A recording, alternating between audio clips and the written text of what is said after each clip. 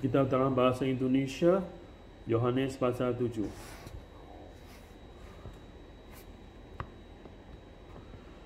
Sesudah itu, Yesus berjalan keliling Galilea sebab ia tidak mahu tetap tinggal di Judea, kerana di sana orang-orang Yahudi berusaha untuk membunuhnya.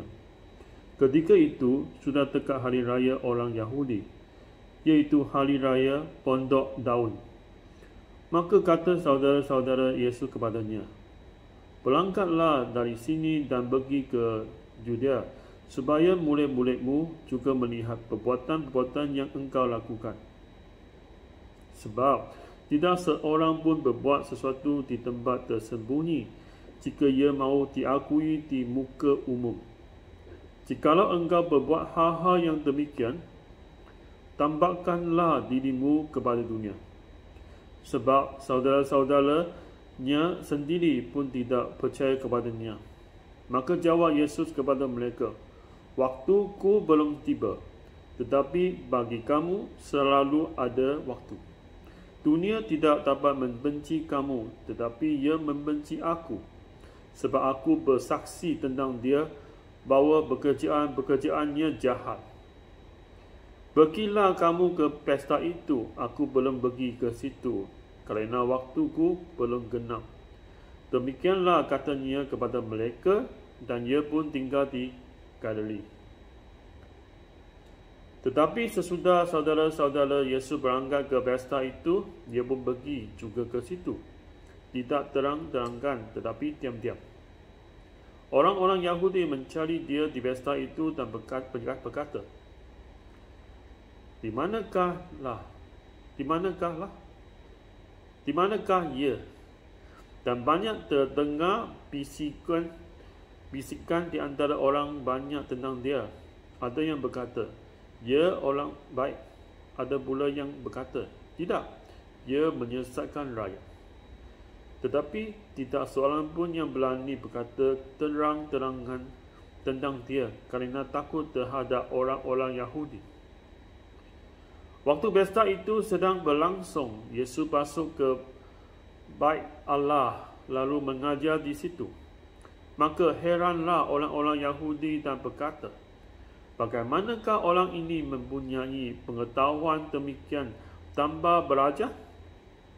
Jawab Yesus kepada mereka, "Ajaranku tidak berasal dari diriku sendiri, tetapi dari Dia yang telah mengutus aku. Barang siapa mahu melakukan kehendaknya, ia akan tahu entah ajaranku ini berasal dari Allah, entah aku berkata-kata dari diriku sendiri. Barang siapa berkata-kata dari dirinya sendiri, dia mencari hormat bagi dirinya sendiri. Tetapi barang siapa mencari hormat bagi Dia yang mengutusnya, ia benar dan tidak ada ketidakbenaran padanya. Bukankah Musa yang telah memberikan hukum Taurat kepadamu? Namun tidak seorang pun di antara kamu yang melakukan hukum Taurat itu. Mengapa kamu berusaha membunuh aku?" Orang banyak itu menjawab, "Engkau kerasukan setan. Sesiapakah yang berusaha membunuh engkau?" Jawab Yesus kepada mereka, "Hanya satu perbuatan yang kulakukan dan kamu semua telah heran. Jadi Musa menetapkan supaya kamu bersunat. Sebenarnya sunat itu tidak berasal dari Musa, tetapi dari nenek moyang kita. Dan kamu menyunat orang pada hari Sabat. Jikalau seorang menerima sunat pada hari Sabat, supaya jangan melanggar hukum Musa, mengapa kamu marah kepadaku kerana aku menyembuhkan seluruh tubuh seorang manusia pada hari Sabat? Janganlah menghakimi menurut apa yang nampak, tetapi hakimilah dengan adil." Beberapa orang Yerusalem berkata, "Bukankah dia ini yang mereka mahu bunuh? Dan lihatlah ia berbicara dengan leluasa dan mereka tidak mengatakan apa-apa kepadanya. Mungkinkah pemimpin kita benar-benar sudah tahu bahawa Dia adalah Kristus? Tetapi tentang orang ini, kita tahu dari mana asalnya. Tetapi bila mana Kristus datang, tidak ada seorang pun yang tahu dari mana asalnya.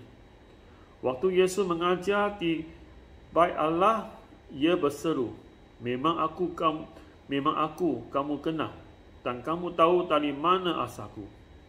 Namun aku datang bukan atas kehendakku sendiri, tetapi aku diutus oleh Dia yang benar, yang tidak kamu kenal. Aku kenal Dia, sebab aku datang dari Dia, dan Dialah yang mengutus aku.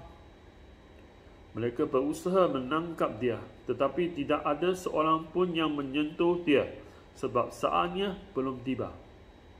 Tetapi di antara orang banyak itu ada banyak yang percaya kepadanya, dan mereka berkata, apabila Kristus datang, mungkinkah ia akan mengatakan lebih banyak mukjizat daripada yang telah diadakan oleh Dia ini? Orang-orang Farisi mendengar orang banyak membisikkan hal-hal itu mengenai Dia, dan kerana itu imam-imam kepala dan orang-orang Farisi menyuruh penjaga-penjaga Bait Allah untuk menangkapnya. Maka kata Yesus, tinggal sedikit waktu saja, aku ada bersama kamu, dan sesudah itu aku akan pergi kepada Dia yang telah mengutus aku. Kamu akan mencari aku, tetapi tidak akan bertemu dengan aku, sebab kamu tidak dapat datang ke tempat di mana aku berada. Orang-orang Yahudi itu berkata seorang kepada yang lain, ke manakah ia akan pergi, sehingga kita tidak dapat bertemu dengan Dia?